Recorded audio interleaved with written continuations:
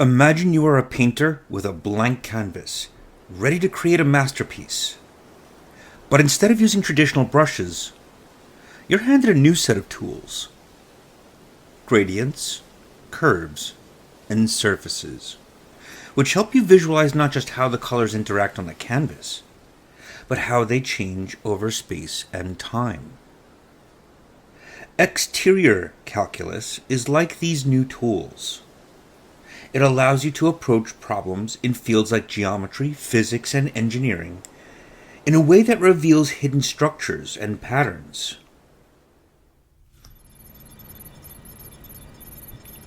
For example, in electromagnetism, Maxwell's equations describe how electric and magnetic fields evolve. These fields are not just points or vectors at every point. They have an orientation and magnitude collectively. And using exterior calculus, you can capture this information as forms, and rather than dealing with individual vector components, you can describe the entire field as a holistic entity, making it, analysis-wise, much more efficient.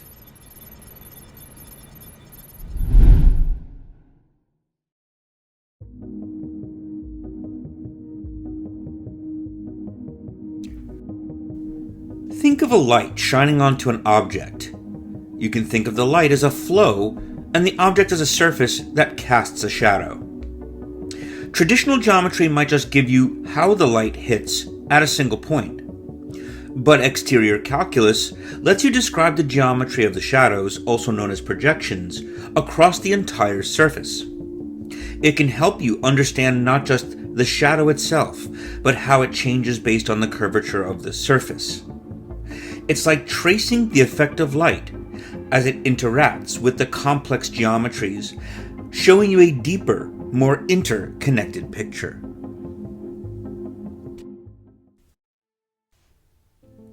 Linear transformations. In order to understand what a coordinate-free calculus would look like, we first must understand how linear transformations act on basis vectors in a given coordinate system. Then we can work towards removing the coordinate system and work completely on the outside, or in the world of the exterior.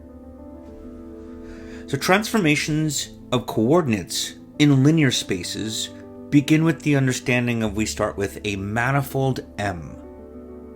We can translate between two coordinate systems with the following rule: a scalar function that changes one coordinate system into another.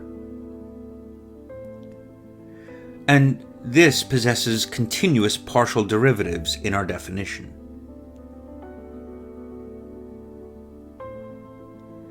Working with these two coordinate systems, on a manifold we can describe patches on the manifold, call them M alpha and M beta, and we can discuss where those patches overlap, the intersection of those open patches. We can then define linear maps for the coordinate systems in Rn that map these pieces of the manifold onto the Euclidean Rn space. And we can define mappings for the intersection pieces as well. If M is a space that is locally Euclidean, when two patches overlap, that is their intersection, the intersectional region has two sets of coordinates in Rn. So for an unbarred system, we have the function phi alpha, and for the barred system, phi beta. And again, here our coordinates transform under the following function, phi.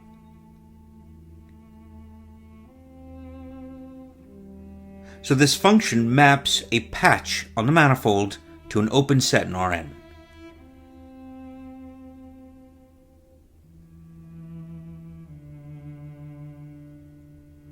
Now we can define the total differential, dx, equal to the sum of the partial derivatives with respect to the old coordinate system And the family of open patches and functions is called an atlas, where each individual member of that atlas is called a chart. So we see that the local coordinates xn and x bar n in the overlapping region m alpha and m beta of this manifold have no intrinsic geometry or geometric physical meaning. In fact, the idea of a physical vector in R3 as a directed line segment doesn't directly extend to a manifold. For a manifold, a set of points endowed with a metric, a vector at a point can be introduced by the use of the notation or the notion of a tangent vector. A tangent vector to curves passing through a certain point on the manifold. So if we let S be a curve through that point, P, on the differential manifold M, local coordinates can be used to specify S parametrically. So we can choose a parameter T to parametrically define this curve S on the manifold. And the quantities dx dt are components of the tangent vectors to this curve S at the point P. The tangent vectors to all possible curves in M through the point P generate a vector space TPM, and we call that the tangent space at the point P. If we take the union of all tangent spaces to the manifold at all of its points, we call that the tangent bundle of the manifold M, which we denote Tm. In other words, we don't put a little p at the end because it's discussing all the points on the manifold. So now we start with considering some arbitrary differentiable function f, which assigns a real number to every point t on our curve S. Then df dt gives us, by definition, this sum where dt, or d by dt, is a differential operator here. df dt is the derivative of f along S, so that makes it the directional derivative. And the partial dif, which is df dx, is the derivative with respect to the old coordinate system, dxi. So we can say that d by dt, acting on the space of real functions on the manifold M, contains all the components of the tangent vector. And each component of the tangent vector is associated with a corresponding partial derivative, curly di. We may see that the tangent vectors at point P is the directional derivative operator, d by dt, with the curly di being the natural basis of vectors for the vector space. So now we're thinking about working in operational or operator space.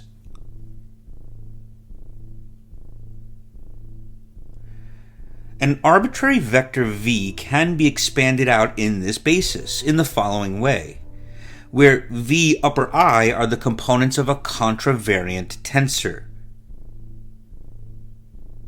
And in this case, we can say a contravariant vector. So you see that the curly di provides the basis for those components. And the tangent space is a natural space for Lagrangian mechanics, where the Lagrangian is the functional of a form of canonical coordinates q, and its derivative, denoted with a dot on top there,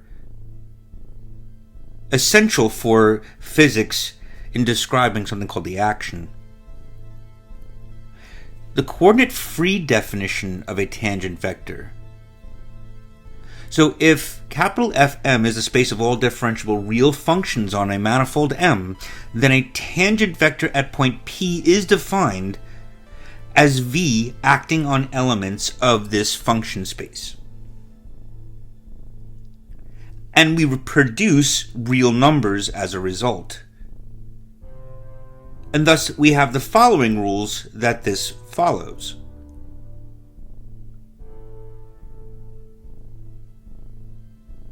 Okay, so we'll see now how this evolves into the coordinate-free definition exterior calculus.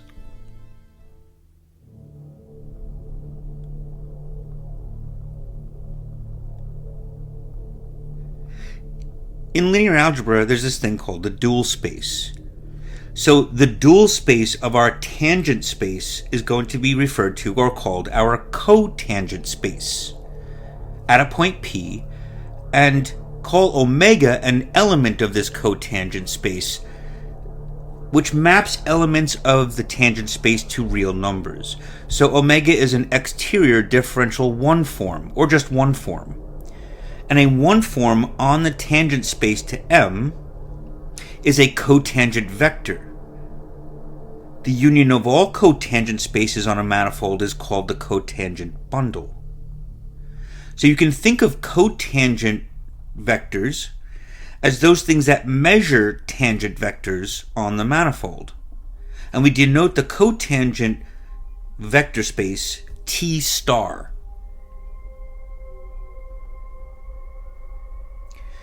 A simple example of a one form would be the total differential df of some function f in our function space. It is defined as the element in our cotangent space that satisfies the following inner product. So this inner product here, if we set f to be the coordinates xi, then our vector v is our basis set of vectors, curly di, and one finds then the differential dxi of total differentials of the coordinates constitutes a natural coordinate basis for our dual space, whereby the inner product of our covector basis and our vector basis form the Kronecker delta. So an arbitrary one form omega expanded in the dual space looks like this, and the components of that covector are components of a covariant tensor with lower indices. And in general, tensors provide a means of generalizing the basic operations of vector calculus in R3, such as the gradient, divergence, and curl, to manifolds of arbitrary finite dimensions.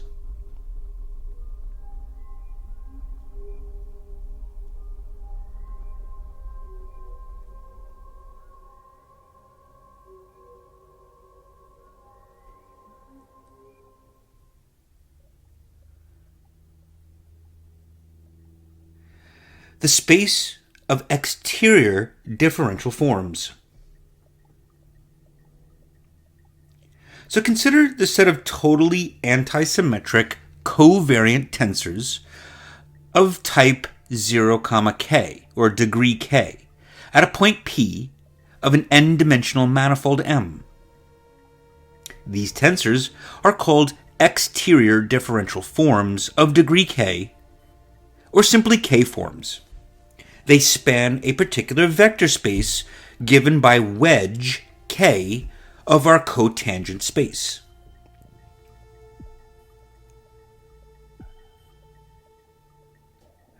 So wedge k is the set of k-forms on our cotangent space. If we let k equal 0, then we have the set of what we call zero forms, or the space of smooth scalar functions on our manifold M, which we denote capital F of M. And we note that if k is less than or equal to n, we have a particular form, but if k is bigger than m, it is identically 0, because only the non-zero components of a totally antisymmetric k-tensor are the ones that have different indices. So hence, all differential forms of degree higher than the dimension of the underlying space you're working with will be 0. So the set of all scalar functions are zero forms. And the dimensions of the vector space of k-forms, wedge k, is the number of ways of choosing k elements from n distinct elements without regard for order. So thus it is the number of dimensions determined by the combinatorial binomial coefficients n choose k, or n factorial divided by k factorial n minus k factorial. And because of the symmetric nature of the binomial coefficients, which can be visualized through Pascal's triangle, the dimensions have asymmetry as well. And thus we can see the evolution of the dimensions of each of these k-forms in the following way.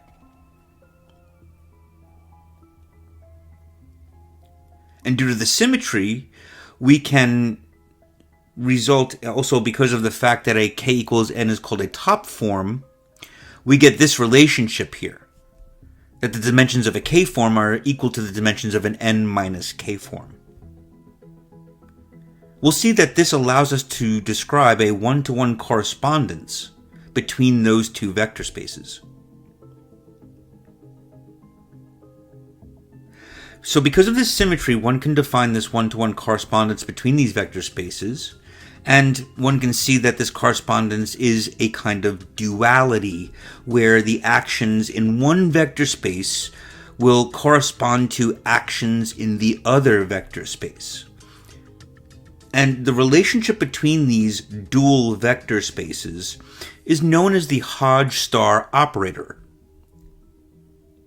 named after W.D.V. Hodge. And it is the central part of Hodge theory. The Hodge star operator, given with an asterisk, is a mapping between k-forms and n minus k forms.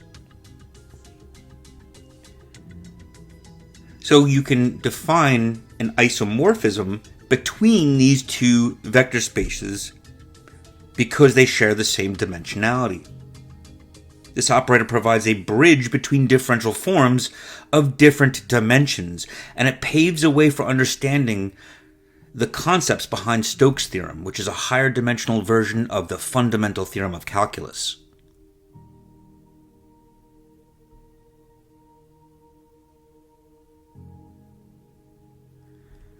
So we have to define something called the exterior or wedge product, defined in 1862 by Hermann Grassmann, who introduced a new type of algebra based on a definition of the cross product of two vectors in a Euclidean space.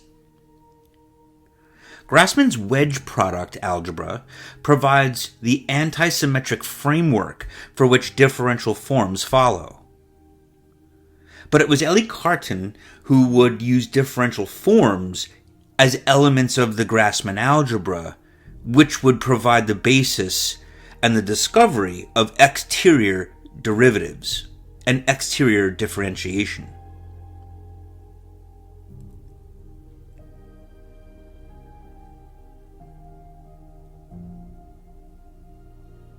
So what is a Grassmann algebra? It's a mathematical structure used to generalize the concept of a vector, particularly in higher dimensions. So it's either referred to as the exterior product or the wedge product, but it's a binary operation which takes vectors as inputs and captures a certain geometric property about those, namely things like area and, in higher dimensions, volume and hypervolume.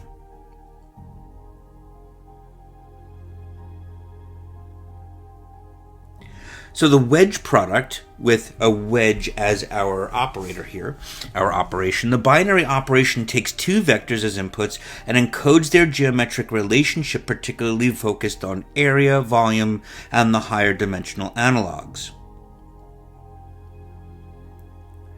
Now, just as in regular vector spaces, elements of the Grassmann algebra can be thought of as vectors themselves, encoding a magnitude and an orientation or a direction. But the magnitude is something that encodes the value of the area. And so we have this idea of oriented areas. Let's take a basis in a vector space v1 through vn, a set of linearly independent vectors, and the wedge product is an antisymmetric operation between two vectors in this space. So we can define it in this way: by reversing the order, we retain a negative sign. Wedging a vector with itself also produces zero, an important feature that we will need. The antisymmetry reflects the fact that wedge products encode orientation, positive and negative orientation.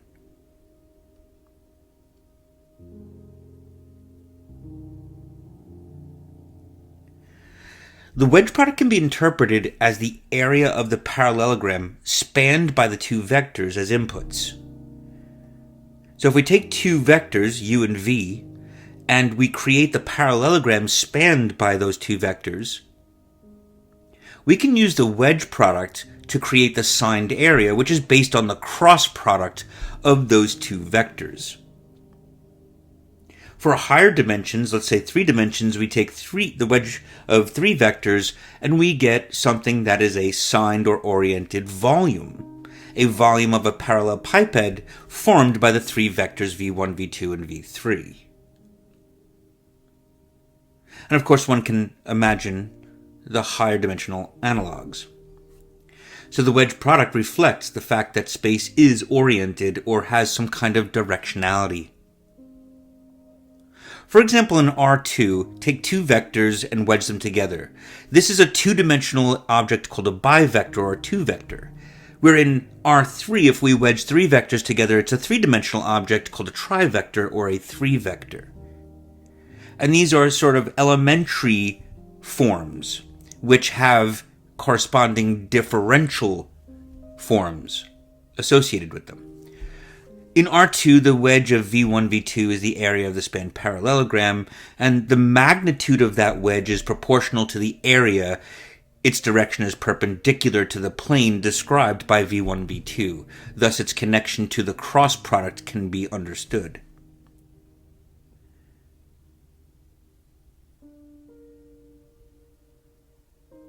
You can think of 2 vectors like the basis vectors 1, 0, and 0, 1.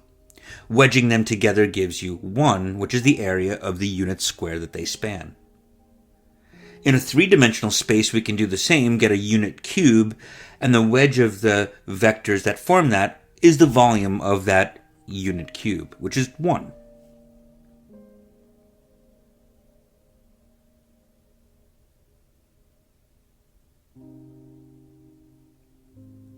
So again, Grassmann algebras have the structure which is quite different from a traditional vector space. And elements of the Grassmann exterior algebra are sums of wedge products of vectors. We say the algebra is a graded algebra by the number of vectors involved in each wedge product. 0 vectors giving us scalars for the base field. 1 vectors form the usual vector space. 2 vectors, 3 vectors, etc. represent the oriented area and volume structures.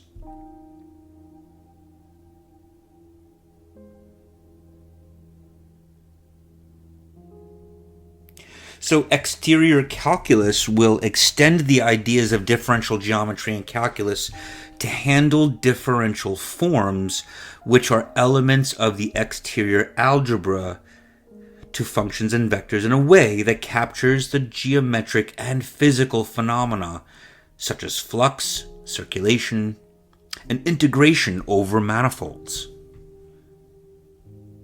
An important concept behind understanding electromagnetic theory.